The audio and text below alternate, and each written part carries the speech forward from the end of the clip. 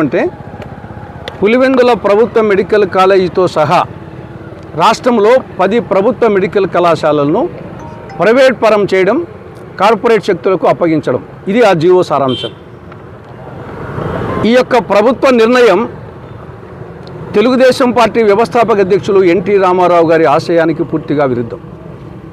NT Ramarao గారు మొదటి నుండి కూడా వైద్య విద్యను అమ్ముకోవడాన్ని ఆయన వ్యతిరేకిస్తూ వచ్చారు. కాబట్టి ఎన్టీ రామారావు గారి ఆశయాలకు పూర్తి విరుద్ధంగా చంద్రబాబు నేతృత్వంలోని తెలుగుదేశం ప్రభుత్వం, కూటమి ప్రభుత్వం సాగుతూ ఉంది. That is number 1. రెండవది, ఈ ప్రభుత్వ మెడికల్ కళాశాలను ప్రైవేట్ పరం చేయడం వలన వచ్చే నష్టాలు 2. ఒకటి, విద్యార్థులకు సంబంధించి ఈ యొక్క ప్రైవేట్ యాజమాన్యాలు ఎంబీబీఎస్ సీట్లను అమ్ముకుంటాయి, కోట్ల రూపాయలకు అమ్ముకుంటాయి. కాబట్టి పేద విద్యార్థులకు వైద్య విద్య అందదు, ప్రతిభకు పాడే కట్టడం అవుతుంది. ఇక రెండవ అంశం, రోగులకు సంబంధించి దీనికి అనుబంధంగా ఉన్న ఆసుపత్రుల్లో రోగులు వచ్చేసి ఫీజులు కట్టాలి. దానివలన పేద రోగులు ఉచిత వైద్యానికి దూరం అవుతారు, పేద విద్యార్థులు వైద్య విద్యకు దూరం అవుతారు, పేద రోగులు ఉచిత వైద్యానికి దూరం అవుతారు, ప్రతిభకు పాడే కట్టడం అవుతుంది. ఇన్ని అనర్థాలు జరుగుతూ ఉన్నాయి. పులివెందుల మెడికల్ కళాశాలకు సంబంధించి ఇది దాదాపు 570 కోట్ల రూపాయల ఎస్టిమేట్లో ఇప్పటికే 470 కోట్ల రూపాయల పనులు అయిపోయినాయి.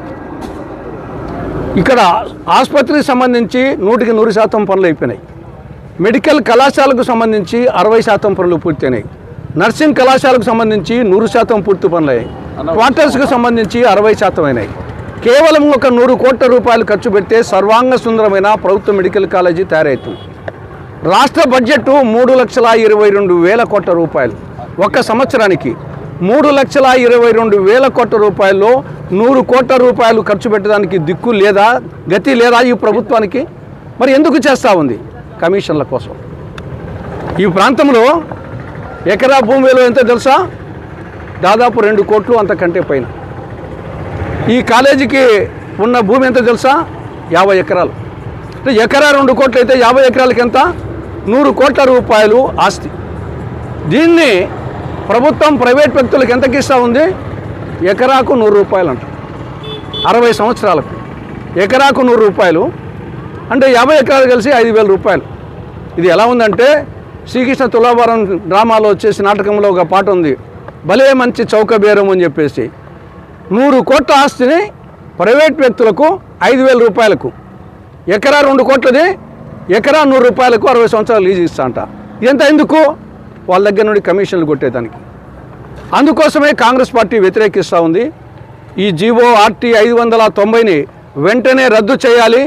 ఈ యొక్క ఆసుపత్రిని, మిగతా 9 కాలేజీలను, ఈ కాలేజీని ప్రభుత్వ ఆధ్వర్యంలోనే నిర్వహించాలి. లేకుంటే దీన్ని కాంగ్రెస్ పార్టీ ఏ స్థాయికి తీసుకుపోతుంది. కాంగ్రెస్ పార్టీ అధికారంలోకి వస్తే ఖచ్చితంగా ఈ PPP మోడల్ను రద్దు చేసి మళ్ళా ప్రభుత్వ యాజమాన్యంలోనే పులివెందులతో సహా ఈ మొత్తం 10 కాలేజీలను ప్రభుత్వ ఆధ్వర్యంలో నిర్వహిస్తుందని చెప్పేసి అటు ప్రజలకు వాగ్దానం చేస్తూ ఉంది. తెలుగుదేశం పార్టీ, కూటమి పార్టీలకు ఇప్పటికైనా జ్ఞానోదయం తెచ్చుకొని జీవో 590ని రద్దు చేసుకొని ప్రభుత్వ ఆధ్వర్యంలో నిర్వహించాలి. లేకుంటే తీవ్ర పరిణామాలు ఎదుర్కోవాల్సి వస్తుందని చెప్పేసి తస్మాత్ జాగ్రత్త అని హెచ్చరిస్తున్నాం కూటమి ప్రభుత్వాన్ని. జై కాంగ్రెస్, జై జై కాంగ్రెస్, జై కాంగ్రెస్, జై జై కాంగ్రెస్.